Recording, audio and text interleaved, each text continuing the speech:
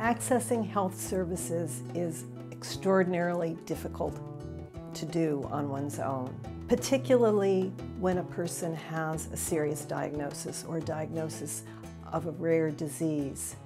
Some of us have family members and partners who will accompany us through that process, and many of us don't.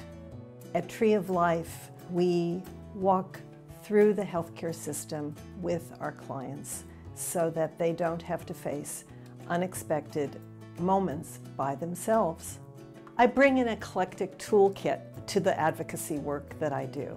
I'm highly analytical, I'm strategic, and I've spent decades working in and around healthcare.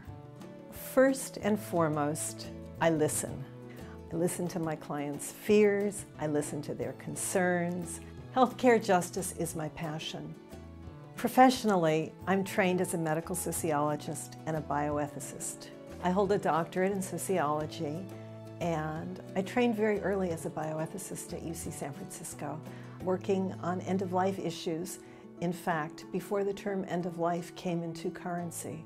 What led me to healthcare advocacy is my understanding of the healthcare system, how it functions, and how it fails.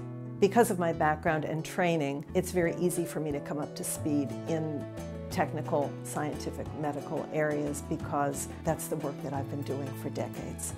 At Tree of Life, we serve diverse communities, and we're thrilled that we never know who our clients are going to be.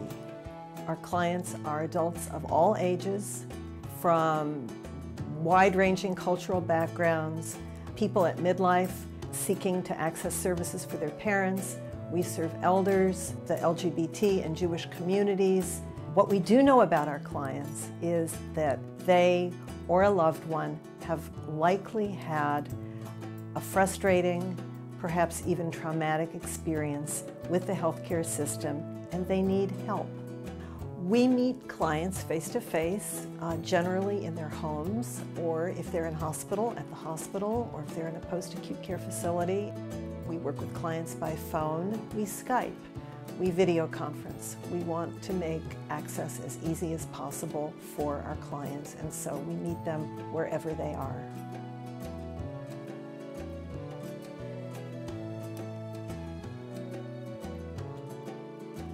We contacted Ruth 2 days before my 85-year-old trustor Mary was scheduled to have a radical mastectomy.